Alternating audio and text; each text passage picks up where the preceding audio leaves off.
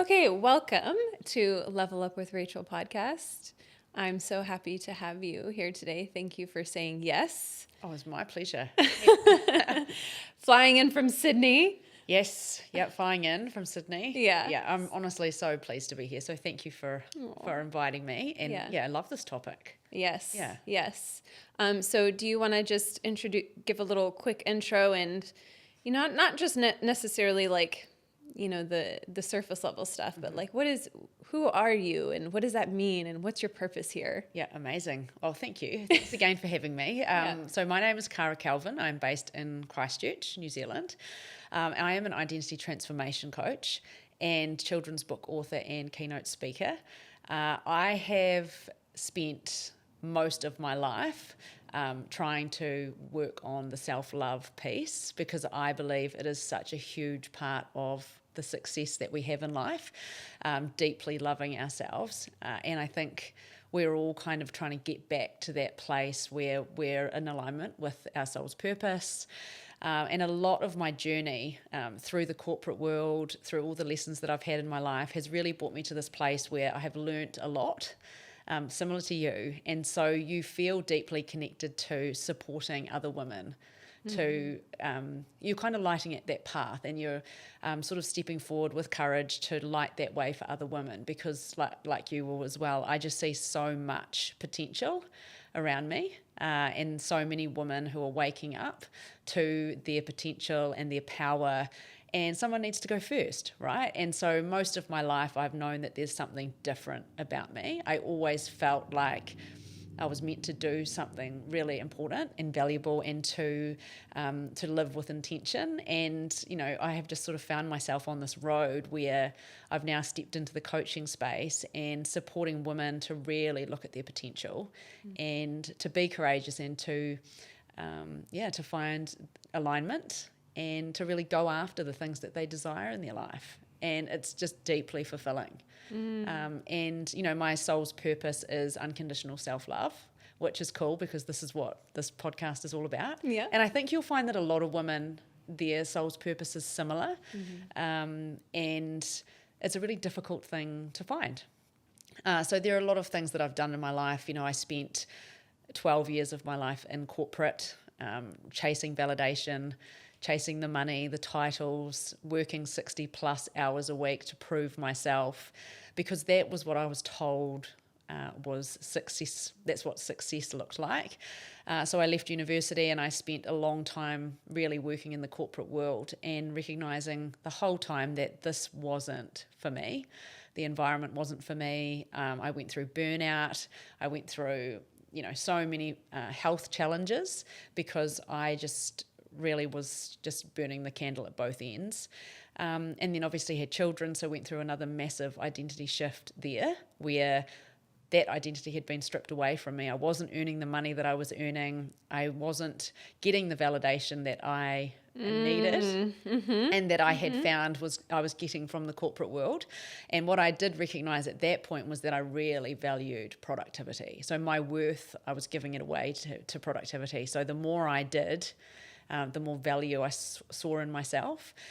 And then that sort of led me down a path to be part of the social marketing network marketing, which is what I know you've done a similar thing. And, it was really the beginning of really understanding how my own personal growth journey and being in the right environment and deeply understanding myself and getting to know myself and all my blocks and my triggers and my strengths was going to be that path to success. And it had nothing to do with how much I was making and what my title was or how many hours I worked. And so all of these experiences have kind of uncovered different layers of me, and I now feel like I am, aligned with what I should be doing, not from you should be doing this, not from that perspective, but just a deep knowing that I'm on the right path.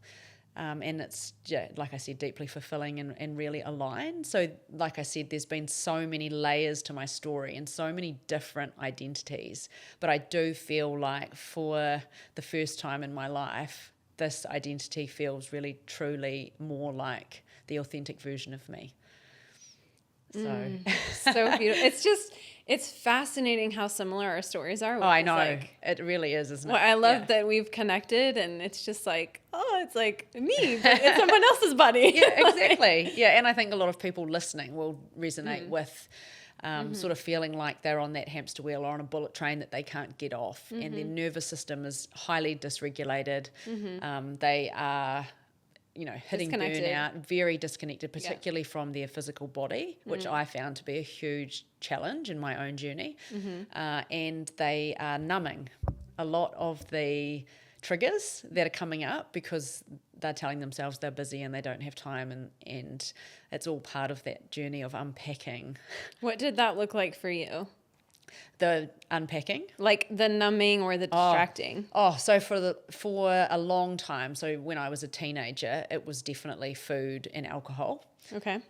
So food was definitely, as from a young age, food was definitely something that I used to numb. Did not know it at the time.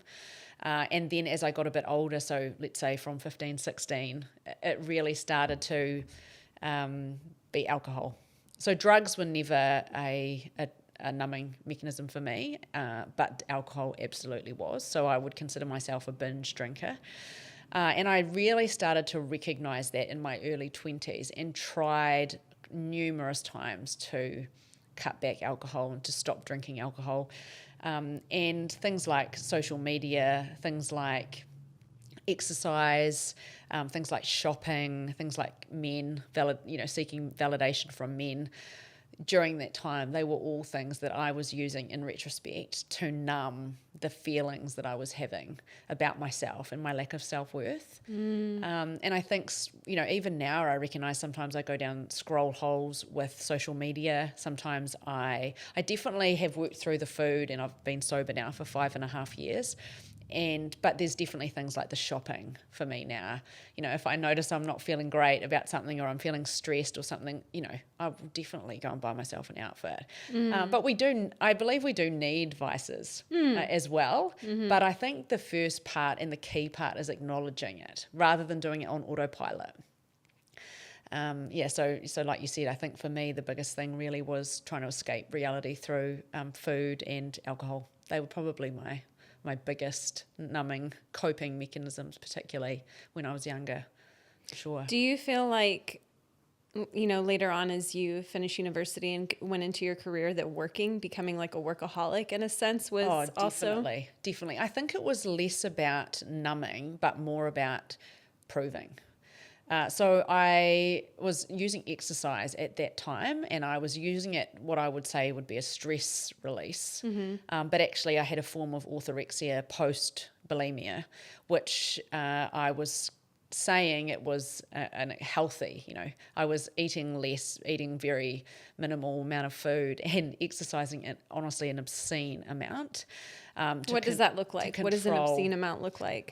So I would go to the gym in the morning. We'd get up at 4:40. I'd be at the gym at 5. We'd train for an hour, and I'd be at work by 7 a.m. And then I would run home. And so we lived at that point in Sydney, and I was working in the city, and we lived in Dover Heights, which is sort of above Bondi.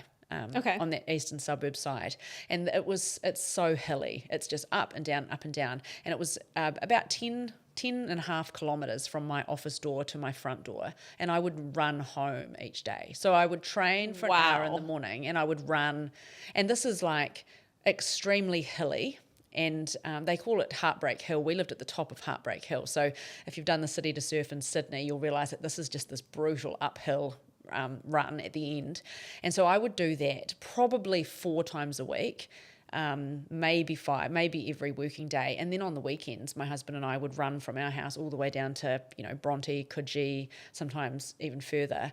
What's the distance for that for people who aren't familiar? It's up and down. So I would say it was probably a good minimum 15K a day running. And often I would do a workout in the morning as well, so a weight workout, a cross trainer, or another run. I was very fit, and I used that, as the excuse, but really there was just a real control part of that, and I think that's a lesson that I'm still learning, is control and just surrendering and accepting But most of my life I've tried to control everything, including my food intake and exercise and things like that. So, yeah, I think exercise and work definitely became a huge part of my life at that point. When I was in my early 20s, yeah. I'm just like, wow, that's a lot of working out. You must have been in shape. I mean, good luck trying to get me to run 5 kilometers. I mean, now it's different. There's a real balance. There's Pilates, there's walking, there's beach walks, there's swimming in the ocean with my kids, there's going to the gym to do weights, there's a spin bike in my garage, there's the odd run.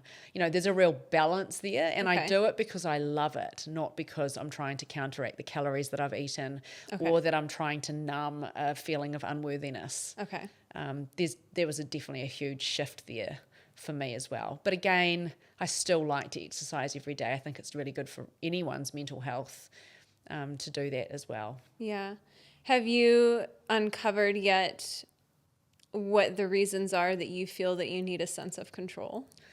Yeah, I think a lot of it has to do with my upbringing as well.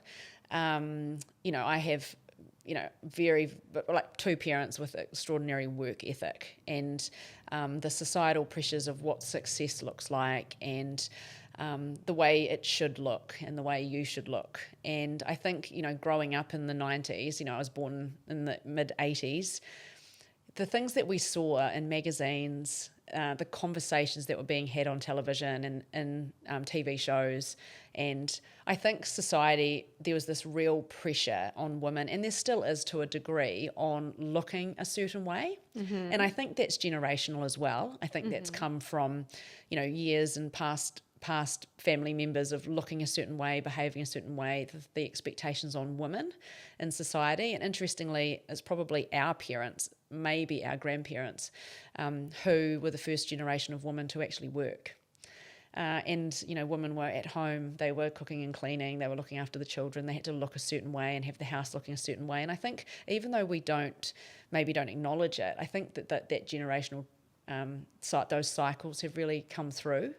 And for me, it was about, the thought pattern was, if I look a certain way, my life will be better, more people will like me, I'll like me more, I'll have more success in my career. When reality is that's not true at all.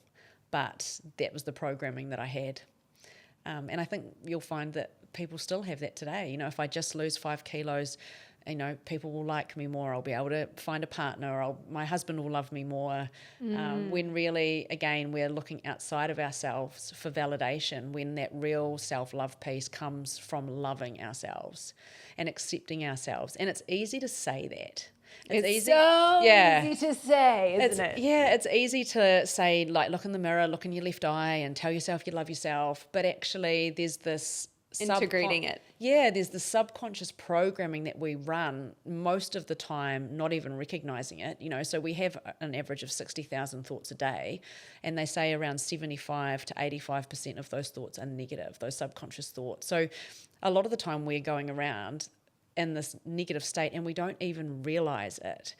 So we're telling ourselves, or we're programmed to think negatively about a lot of the situations that happen in our lives. And it was cool that you said about integrating it, because the thing is that when we feel these emotions about ourselves, or a lack of self-love with our body, or how we're doing in our career or our relationships, even our parenting, that's a big one. When we feel frustrated, angry, sad, unhappy, unlovable, whatever those negative emotions are, we don't want to feel them. And so we numb through whatever we're doing, and we want to get rid of that thought as quickly as possible. But actually the way that we heal is by acknowledging it, by sitting with that feeling, by journaling, by, we have to do that repetitively. We have to feel the pain of the emotion that's underlying our behaviour and our thoughts in order to move through it. Mm-hmm. And once people start that process, it can be deeply painful, and it actually stirs up a lot more deeply painful. There's more under here. Well, I think this is the really challenging thing about healing, and becoming the best version of yourself and aligning with your higher self, is actually knowing that it's deeply painful before you feel shifts. Mm-hmm. And so a lot of my clients, I use the analogy where you're standing on a beach, you can see the waves, and you really want to walk into those waves. You really want to start the healing process. What happens is when you get in the water, it's cold, you start to swim out through the waves, they're smashing you. It's, you're having a really challenging time. It's exhausting to get out the back of the waves. And then eventually, if you don't body surf back into the beach where it's safe and you do make it out the back of the waves, you need to keep swimming to the island, right? You need to keep swimming out into the ocean, and you don't know what's out there. There's sharks, there's storms, there's currents, there's all the things that we fear, that unknown, but actually we need to keep pushing. We need to keep moving through the challenges in order to get to the place we want to go.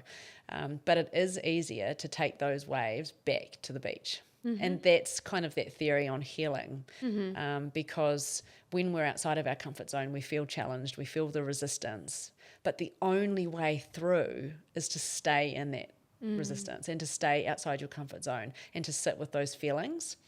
And for the longest time, I'd start the healing journey, and I would inevitably go back to different, similar patterns of behavior. I'd step back into my comfort zone.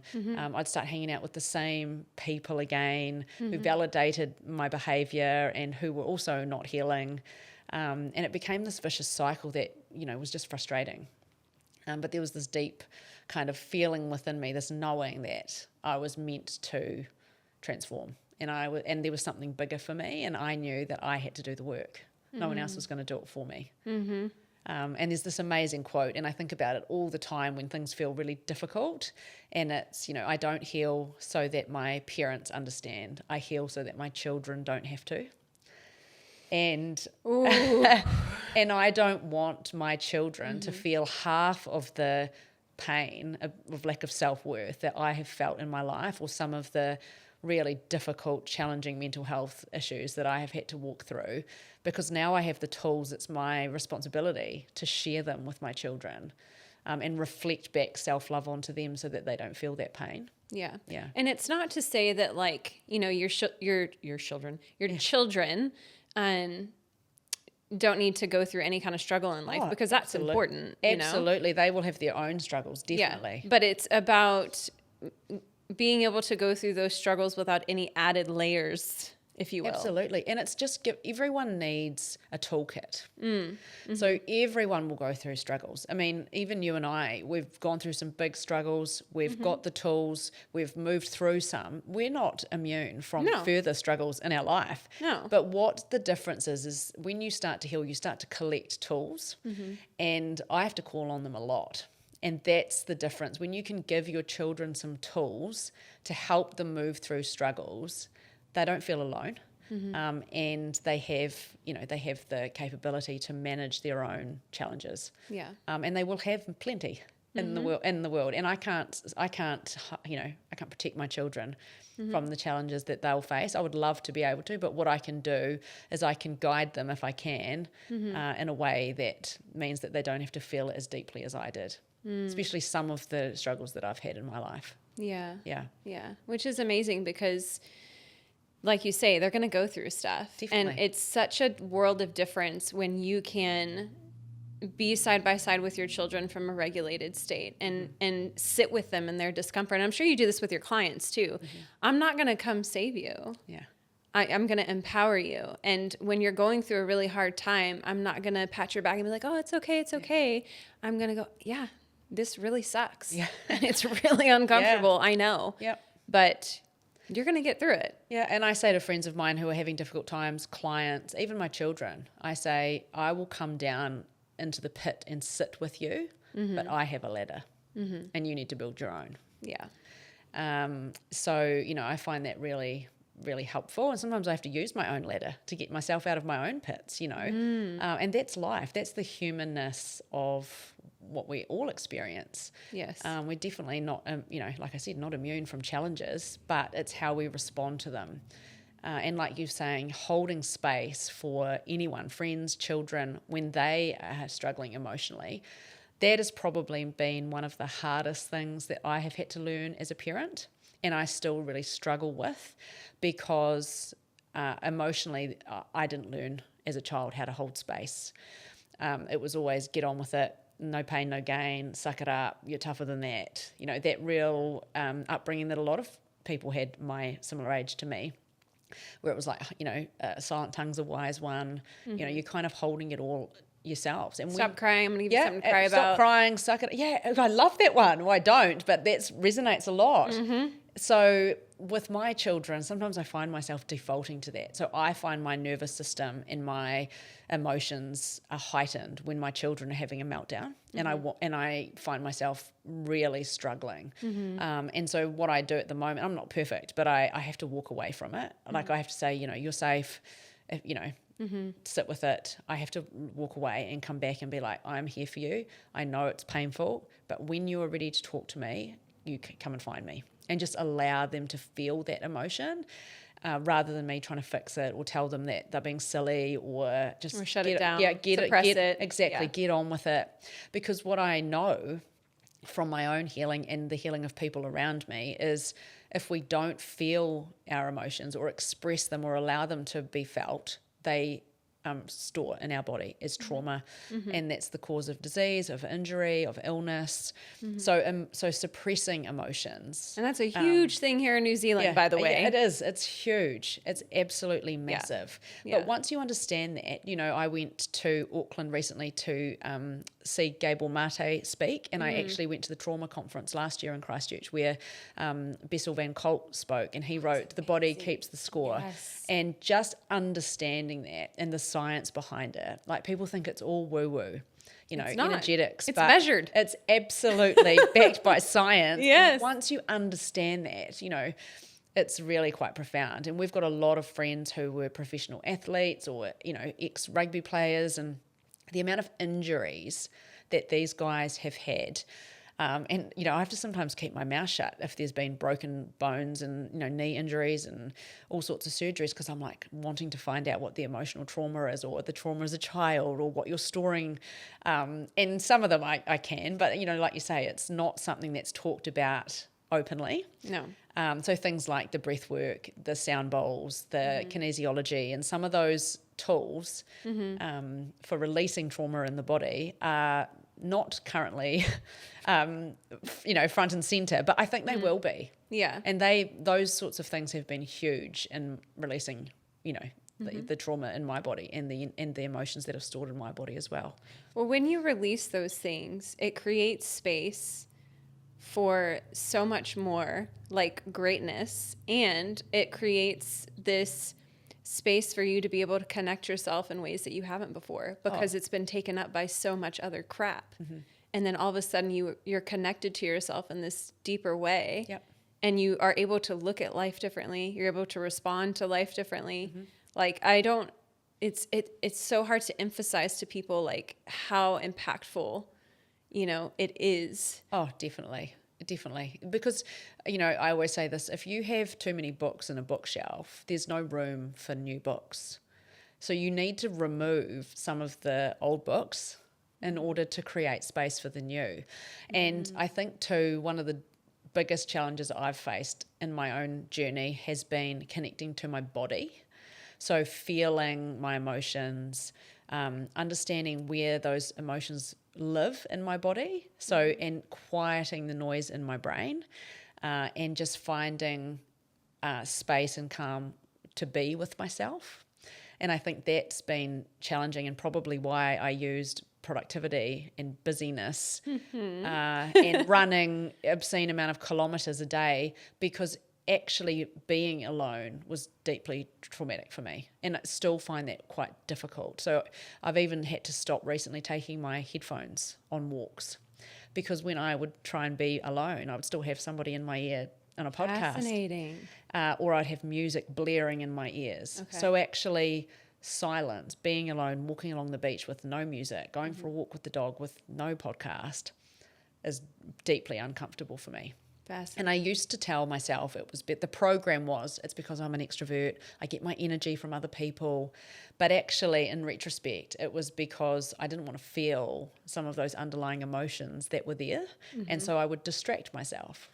And I find I still do that now. even sitting to have a cup of cacao or a coffee or a cup of tea. It's so automatic. It's in the silence of it. I will find myself calling somebody. I will find myself folding washing. I'll find myself with a podcast on my Bluetooth speaker. And so that just really highlights to me my dysregulated nervous system as well. And that's where I'm at in my journey now, just working through all of those pieces, because I believe that when you're okay to sit with yourself and your emotions and your feelings, that's where you find that freedom and inner peace. And that's a huge part of self-love, is just accepting yourself as you are. I love learning about you. I remember a friend telling me, because I was telling her, sometimes I walk, I go for hikes and stuff with nothing, or I drive in the car like in silence. It's so amazing. She's like, what? Yeah, that's me. She's like, that's straight psycho. And I was like, is it? Yeah. Like, I love it. Yeah. And I didn't realize how many people don't do that, because it was such a normal for me. Absolutely. But I think a lot of that for me has to do with my gifts of being psychic and having all four clears. Like being in silence helps restore and come back to me and all of that. But what I want to touch on, what you've talked about a lot, is the nervous system and that kind of stuff, and doing the hard things. And I feel like there's this narrative or story, if you will, that in self-love where it doesn't feel good, so I'm not going to do that. Or, my body is telling me no, that I shouldn't, do this. And it's like, no, actually, where change happens is pushing through that. Like, obviously there's discernment with things, but most of the time, the uncomfortable things that your body is telling you that, you don't want to do could be wrong. Absolutely. Your body could actually be wrong. Well, I mean, our body is, our nervous system is there to keep us safe, right? So there is that narrative of, oh no, this feels uncomfortable, I'm outside my comfort zone, because fear and excitement feel the same in the body. And so you really have to know yourself well enough to know, is this keeping me safe because I'm going to be hurt or I'm going to be injured, or is this keeping me safe because it's outside my comfort zone? And we know that the magic happens outside your comfort zone. So when you are elevating, transforming, and evolving as a human being, you need to be outside your comfort zone a lot, because that becomes the new normal, right? That new comfort zone. And in order to shift that, we need to be behaving, acting, speaking, and in a completely different way to the way we are. And that's how we evolve. We evolve through changing the programming. But in order to change the programming, we need to act in a different way. So again, when you are deeply connected to your body, you can actually get a much better gauge on whether this is keeping me safe from harm, or whether this is keeping me safe from my comfort zone. And that's how we can make more empowering decisions as well. And our nervous system is an incredible tool, but because of the way we live, it's not working in the way that it should naturally. So what it's doing is it's keeping us in a flight or fight or fawn response. And that's actually not what we're authentically designed to do. And we're not meant to be in that state all the time. And I think that the key thing is really to understand or ask yourself when you're in those moments, is this keeping me safe from harm, or am I afraid? Do I need to be more courageous in this space? And often, because of the world we live in, you'll find that it's a comfort zone thing. It's not because a bear's going to attack you walking down the street. But when we have a dysregulated nervous system, the messaging isn't accurate. No. And so the real key thing is to start to work on regulating your nervous system. And that became really apparent for me about a year ago. I had major surgery, and I was unable to move really from my bed for, say, a week. And then I was on sort of low impact movement for another 3 or 4 weeks. And my mum had taken time off work. My dad had come around. My husband was hands-on with the kids. They were at school. So I had this incredible team of people around me that were making dinners, making lunches, cleaning, doing my washing. I literally had to lie in bed and watch Netflix. And I remember lying in bed feeling like I was being attacked. Like my nervous system was like alarm bells were ringing because I felt useless not doing anything. I wasn't looking after my children. I wasn't cleaning my house. I wasn't cooking my family dinner. I was hopeless. So life was like, you're going to learn how to receive. Correct. And surrender. And that to me was really that pivotal moment. Like I could have spent a week just enjoying Netflix, reading books, listening to podcasts, elevating. Like I couldn't physically move, but instead I spent the whole time like thinking I was dying. Like I was not enjoying any TV shows. I wasn't resting. I wasn't journaling. I wasn't connected. I was frustrated. I was angry. All of these horrible emotions were coming up, and I actually couldn't numb them because I couldn't move. There was no exercise. There was no shopping. There was nothing.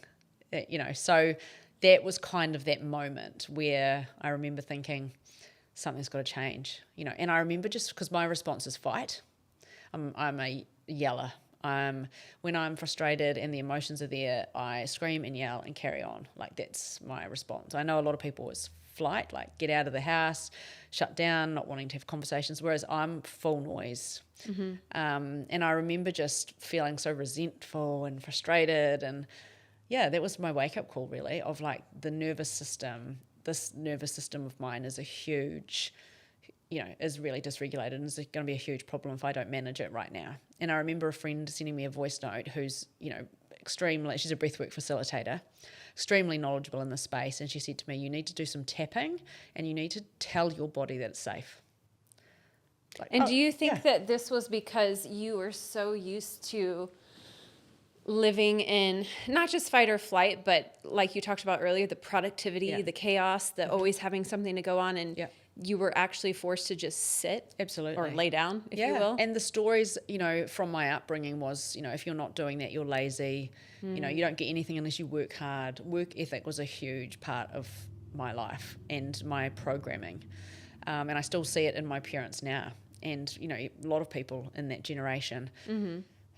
So for me, I just had all my worthiness placed on productivity. I wasn't making any money. I was not doing anything. And even as a parent, when I was on maternity leave and not working, I would literally be trying to do as much as I could in a day so that I could validate my worth as a mother by cooking and cleaning and baking and doing activities with my kids and taking them to the zoo and just constantly. And again, you don't get any recognition financially or otherwise for being a parent. No. So that was very challenging for me. And I can see why a lot of women who are similar to me go back to work. Not only obviously financially people need it for their family, but also they really enjoy work because it gives them the validation that they're seeking because they lack self-love, self-worth. Yeah. So I think a lot of women, especially women in my circle, who are all university educated, all have really great careers, very high achieving, very successful. That's all my clients as well. They are deeply unfulfilled and dissatisfied with their life because they're out of alignment.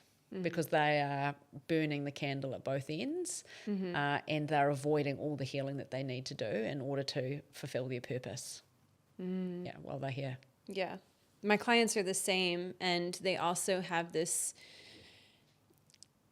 like urge to want to embody more of their feminine energy and want to be in a relationship dynamic where someone helps them and takes the lead, but they don't know how to let go of control. Yeah. They really struggle to surrender and let go of control. Because their whole, career and, upbringing, they had to have some sort of control. Yeah. And if you go into your feminine energy, that means you have to let go of control and trust. And it's not that they don't, what they realize is it's not, what I help them realize, it's not about that they don't trust the people outside of them. So they don't trust themselves. 100%. That has been my narrative as well. And that feminine versus masculine energy often comes from a masculine wound. And that is all part of my story as well. So even now, I struggle to drop into my feminine. It's probably the biggest part of my journey currently is that feminine versus masculine flow. But again, when we're not in alignment, our frequency, when we're in fear, we're in low energetic frequency states, and we can't get into alignment until we surrender and are in flow, and then our energy increases to love, joy, enlightenment, peace, and that's the frequency that as women we need to be at in order to attract and receive all the amazing things that are there for us.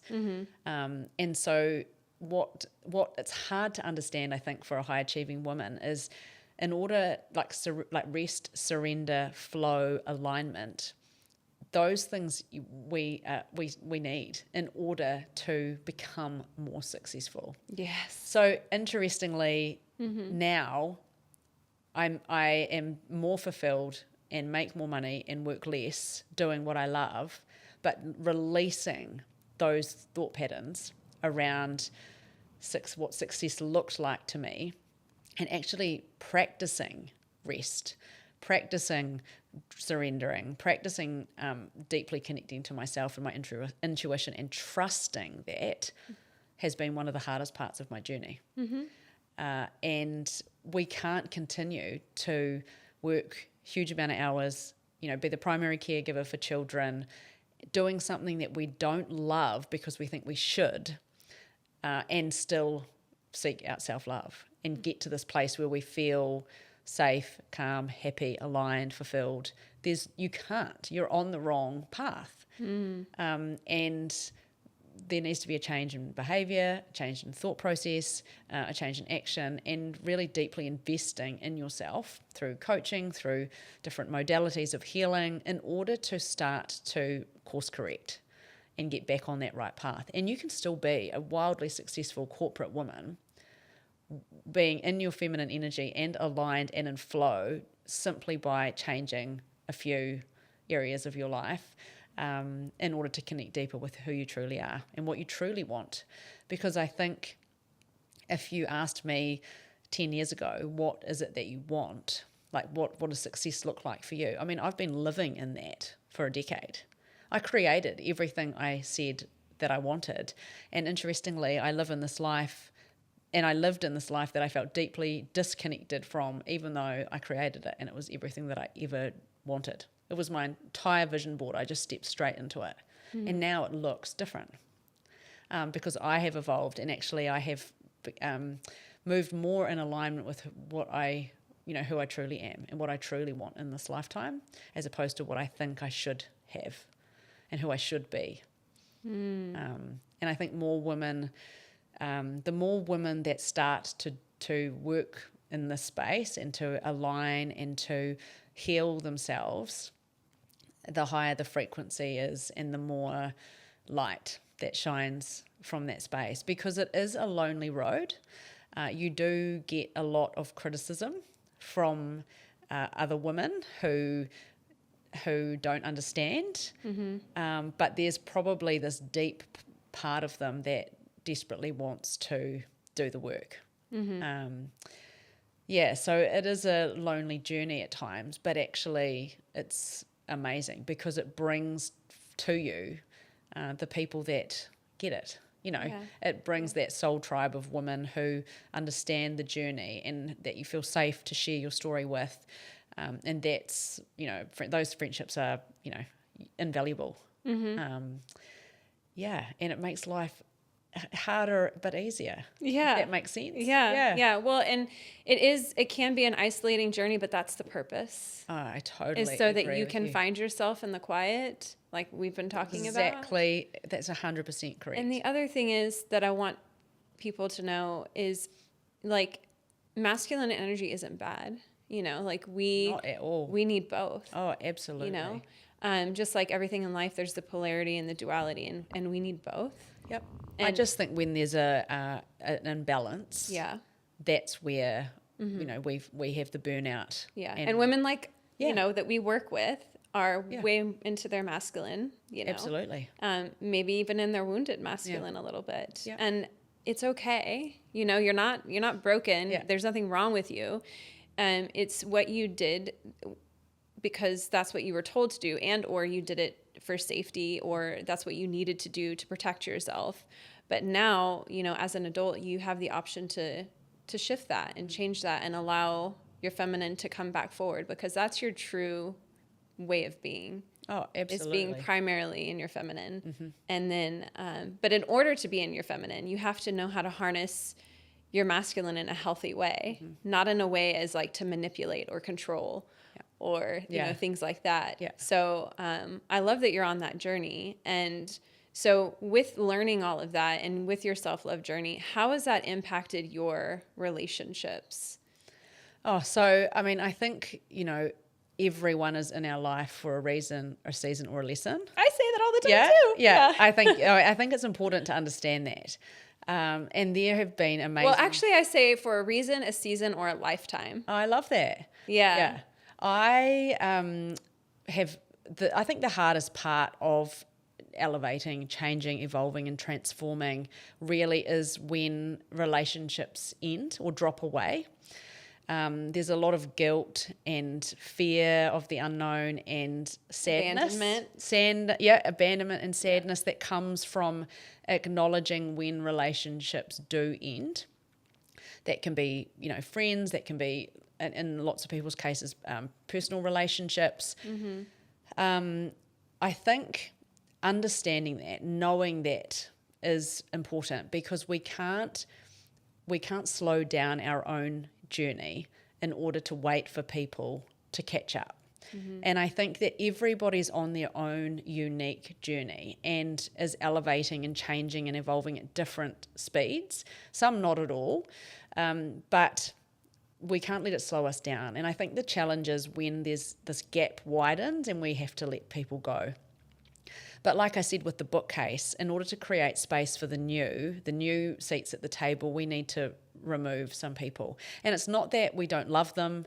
It's just that sometimes seasons change and we need to keep moving forward. So on my own journey, that's definitely been one of the most challenging parts. There's been a lot of people on my journey that I'm no longer close with. And I think it's hard, but equally, when you have a clear vision of what you're creating and you have this trust in yourself, you just know that incredible people are coming. And so for me, you know, two of my closest friends now, I've only known in the last 5 years. And I wouldn't have met them if we weren't on that same frequency or we both hadn't done the work in order to get us to this place. So yes, it is sad, but it's important. And I think if we hold on to friendships that no longer align with us, we slow ourselves down. Absolutely. And it's hard. It's hard because you don't want to offend, you don't want to upset people, but it's it's a truth that needs to be spoken more about. Yeah. Because you need to set them free too. Yeah, exactly. You know? Because you do love these people and they were such a huge part of different seasons of life. However, the vision is so big and there's only so much room for certain people, but also the right people. And I think too, if you're in an environment, whether it's a relationship or a friendship, that doesn't make you feel uplifted, it doesn't make you feel safe, it doesn't make you feel supported, that's just a red flag of like, I feel like this friendship or this relationship is coming to an end. And if the longer it takes to release that, the longer it takes to elevate to new levels of frequency and new levels of opportunity. So, and life is too precious to be wasting. And it's so short as well. It is so short. And, you know, when you change, you recognize the gap that there is between, you know, the way you used to be in old identities and old friendships and the one where you're at now. And I think acknowledging that and moving forward is important. It also really helps to flex that courage muscle. It makes you, it really helps with courage. It helps with the trust. It helps with the intuition. And that's all part of it. But I think no one really talks about the grief that you feel when friendships, especially important friendships, do come to an end. Yeah. But as you grow, inevitably, so will your friendship groups. They will change, relationships change, and I think that's just part of life. Yeah. And I truly believe that we all have our lives mapped out for us in a certain way. We do have human choice, obviously, but we're meant to evolve and meet new people, and these people teach us things and they change the trajectory of our life in an instant. So we can't stay the same if we want to experience all the incredible things that life has to offer.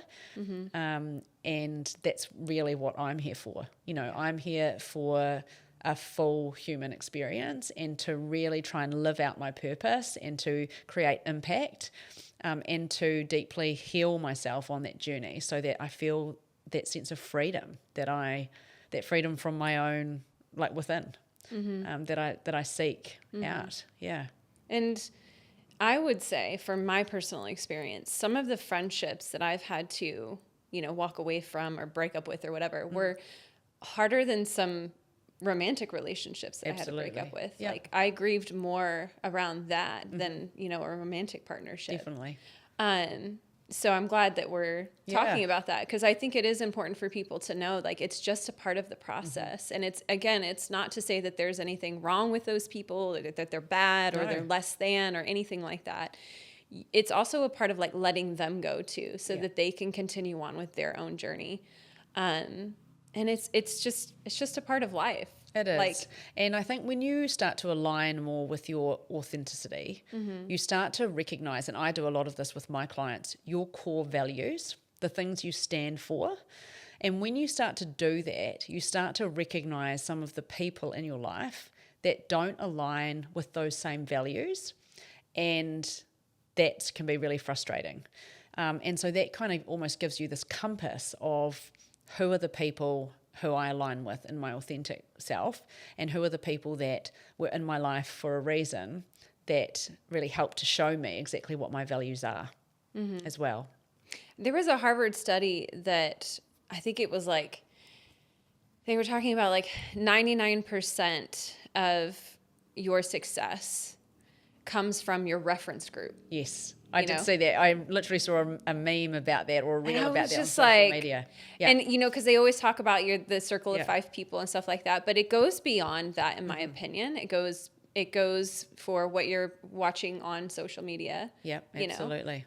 Who you're interacting with in day-to-day life, and experiences and things like this. Like, all of those things have an impact on you having your fulfilled life, whatever success looks like for you. Definitely. And it's just, if there's one thing that I could really, get across in this message that we're talking about just right here is, you're only going to be with you for the rest of your life. And sometimes you just have to choose yourself over someone else, and that gets to be okay.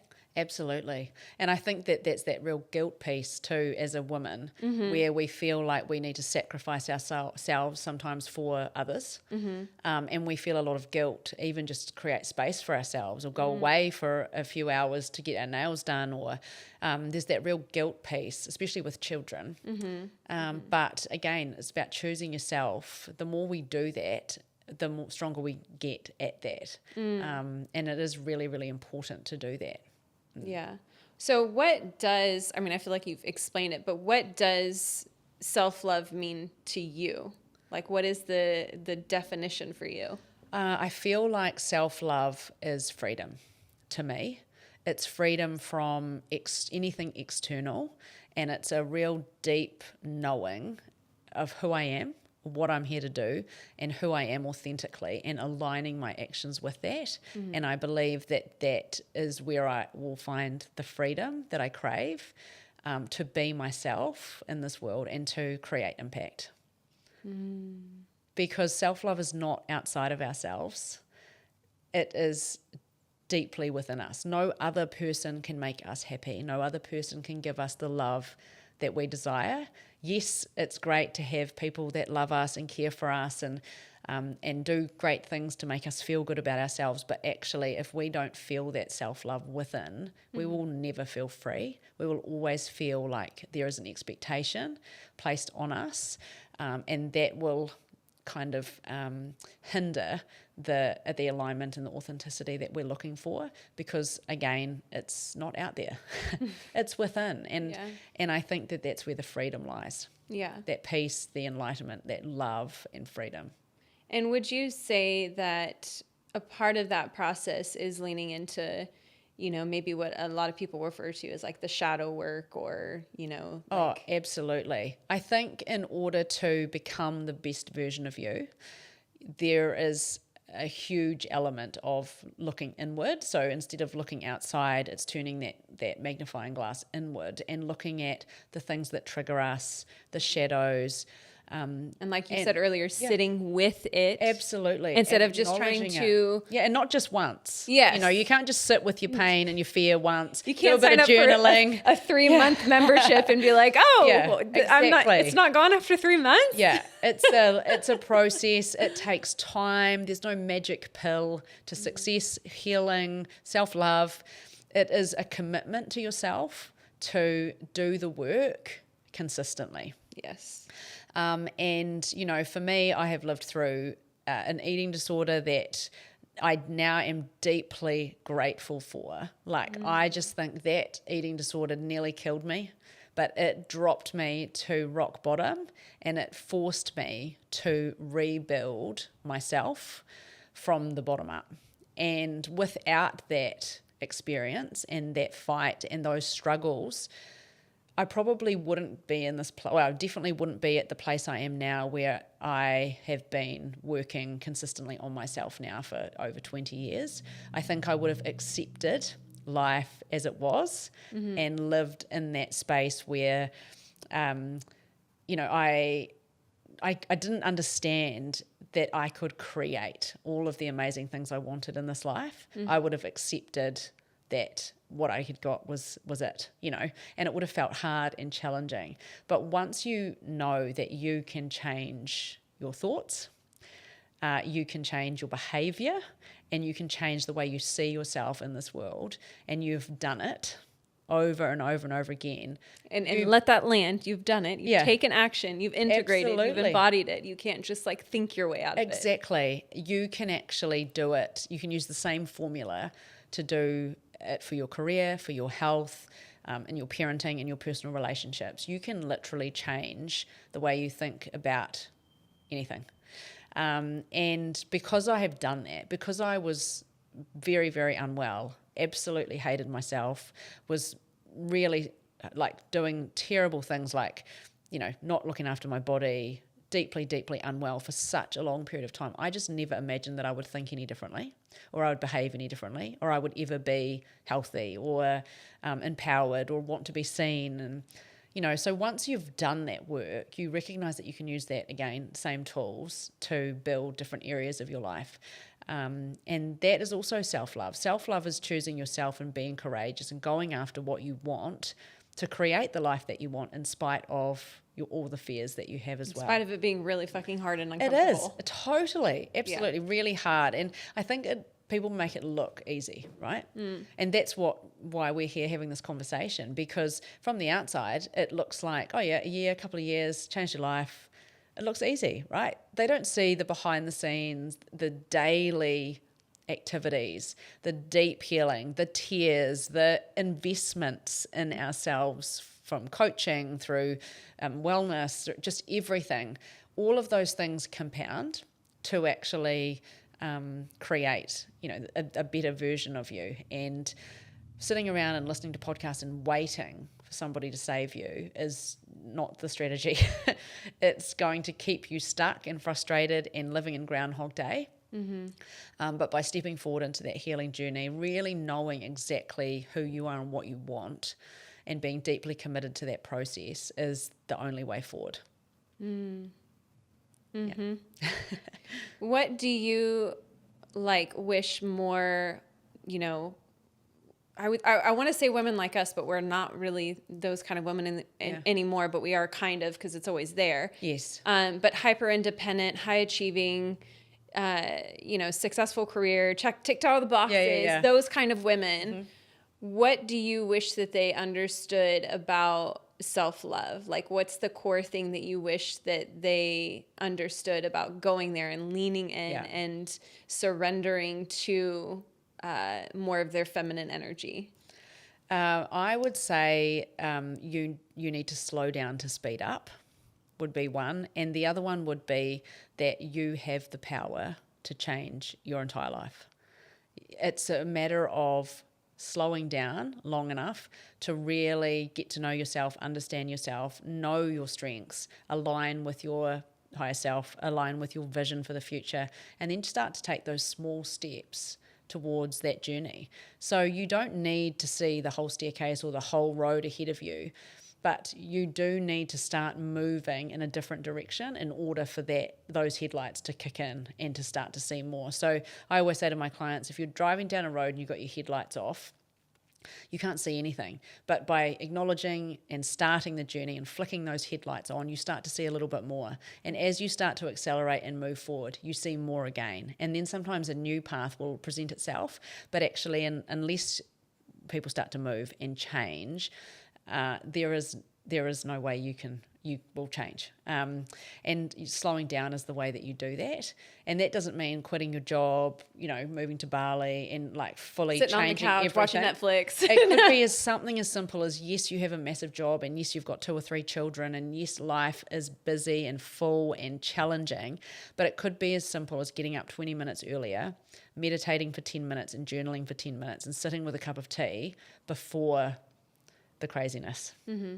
And doing that consistently for a couple of months and listening to your intuition, seeing what comes up, seeing what comes through in the journaling, because we have all the answers within us, but we often don't slow down enough in order to hear them. Yeah. And that's what I would say. I'd say the most important thing is really to slow down to speed up. And changing those small things that you can do every single day to change behaviour and thoughts. But there's no magic pill. No. There is no magic and just pill. trust yourself. Just trust definitely. yourself that it's like you've achieved many things. Yes.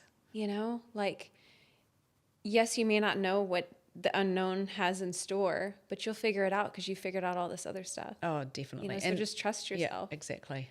And the road, like I said, the road appears as you start to move towards it, down it. Sitting, thinking, not moving is not helping. Yeah. And I think the key thing there is that the unknown, that's the key, is the fear of the unknown. So I think acknowledging that the fear of the unknown is the first part, and then asking yourself, what is the emotion that's underlying that fear? Mm-hmm. It could be fear of being seen. It could be a lack of self-worth. It could be an acknowledgement that you just don't think that you're good enough or you've got enough skills. And then how does that make you feel? Frustrated, really going down that rabbit hole of what's the underlying emotion and where do I feel it in my body and what's stopping me and what are the thoughts that I'm having, what are the negative thoughts that I'm having around this particular change. But it's like you say, it's a process. It takes so much time. It's a forever journey. Mm-hmm. But if I think back now to even me when I was lying in my bed a year ago, thinking what is happening to me, to where I am now, even that short time, so much has changed for me. Yeah. So much has changed for me. Because you decided. Absolutely. I just decided I did not want to be in that space, and I knew that was something that was holding me back. And I also knew that was something that once I harnessed that and I understood it, it's something I could share with other women. It's something that I could teach and coach as part of my program. Yeah. This might be a whole part 2 of the episode because I know we need to wrap up. But how has all of this shifted your perspective and relationship with obviously yourself, but like spiritually in a way? Do you feel like it's opened doors up in a different light that way? Absolutely, without a doubt. Okay. Spiritually, when I started to heal, I started to connect with myself, and my gifts started to come through. I had a really, probably my first spiritual experience during a breathwork journey where literally my whole body convulsed. The energy shifted from boiling hot to cold instantly. And that's where I was like, something is happening here. And then with the meditation, with the breath work, with the healing like Reiki, all of those different things that I started to do, those modalities that really helped slow me down, my gifts started to activate and I started to connect with myself spiritually, and I started to hear my intuition, and I started to hear my guides and spirits really starting to speak to me through different modalities, whether it be signs from, out in numbers. I started to really connect to myself, and then I started to hear more. And then once I started to clear away the weeds, which is, a lot of the negative self-talk, I started to heal, look at my shadows, do some inner child work. Again, it got louder. I got more connected. You created more space. I created more space, and I started to, really start to notice those gifts come through. And also it brought in people like you and other people into my life who were spiritually gifted, who have guided me and supported me, because I honestly thought I was going crazy. Because it wasn't something, it's something I have actually innately known my whole life. However, it was lying dormant. These gifts were lying dormant, and I started to become interested in crystals and energy and some of the more mainstream spiritual things like tarot cards and clairvoyant readings. But actually, once I understood that I have the power to actually harness all of that information myself, that was fascinating to me. And like you said, that came from creating space. It came from creating that silencing my mind a little bit, and just connecting to my body more as well. And I feel like as female entrepreneurs, you often find that a lot of them are very spiritual in the way they connect, but that's because they have to do the work in order to elevate. They need to be healing, and they need to be evolving in order to become the best versions of themselves. In order to be successful as female entrepreneurs, they need to go through this, all the things that we're going through and have been through, in order to be able to share that with other women as well. So huge part of my journey now is that spiritual part of my journey, understanding past life stuff as well, understanding karma, understanding energetics, understanding the messages that I'm getting, connecting to my higher self. A lot of the stuff I never in my life thought I would ever speak about. I've seen people go through similar things that I've been through on social media for the last, 10 years. And I've just thought, oh my God, they've lost it. But actually now I'm like, give me all the information. I'm one of those people. Now I'm one of them. And I use it to a degree in my coaching like you do. Yes. But it's really the surrounding healing work. Right. It's really the deep inner work that has activated all of those things, and will continue to do so. The more you heal, the more authentic you become, and the more sort of you become aligned with your purpose. I feel like we need a whole other episode to dive into like all of those things. Exactly, we do. We need a whole other episode for that. Need a whole other episode we can dive into lots of different topics. I know. Exactly. So final question for you is, what is the meaning of life to you? I think that for me, the meaning of life is impact. So I've had a couple of past lives that I've gone into through past life regressions, where at the end of that life, I have helped women in those lifetimes, and I get to the end of my life and I have this deep feeling that I should have done more, that I could have been more. And I carry that feeling with me. So it's this sort of deep, tight heart, chest feeling. And I feel it a lot, and it reminds me that I am here to create a ripple effect, and to impact, even if I impacted one or two people who impacted more people. I mean, it's that ripple effect. So for me, it's about healing myself and finding that inner peace and freedom, but also to create that impact, so that when I go, my life meant something, to the people around me, the people that I loved and that loved me. And you can't do that by being normal. No. And so I remind myself of that feeling a lot. And when I want to be satisfied that I gave it everything. And sometimes when I feel like I'm not, I'm just reminded that I'm not here to exist day to day in meaningless, life, and just that's it. And that's the end of it. For me, I've got a lot of goals, a lot of, big vision stuff, as well as a lot of giving back that I want to do, particularly for women who suffer from eating disorders, young women. There's just a lot there. So for me, it's the more I heal, the more I can create, the more impact that I can have on the lives of people, so that my life really, when I get to the end of it, has meant something. I love that. Yeah. That's an incredible answer. This has been so fun. It's been I feel like great. we could talk for hours. I know, right? I know. With someone dropping Uber Eats off, and I know. keep I'm like, going. oh. How can people find you? So you can find me on Instagram. It's probably the easiest way. So it's at Cara, Cara .Calvin, Calvin, not with K's, C's, which is amazing. My website is getting an upgrade, so that's meon.co.nz. But yeah, the easiest way is through Instagram, and either email as well. So yeah, Amazing.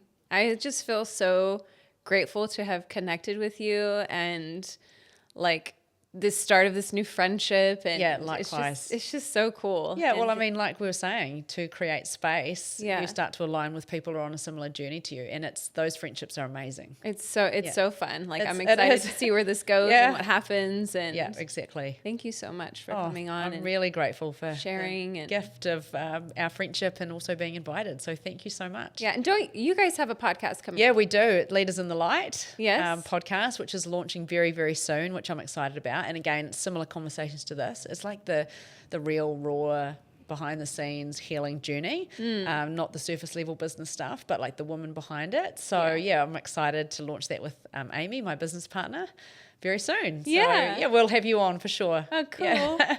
Thank you so much for watching and or listening, either one. If you resonated in any way or feel compelled to share this episode, we would very much appreciate it. And if you have any questions or want to chat to us, just slide into our DM. Yes. Give us a little flirty wave or however you want to Send us communicate. an emoji. And that's it. Thank you.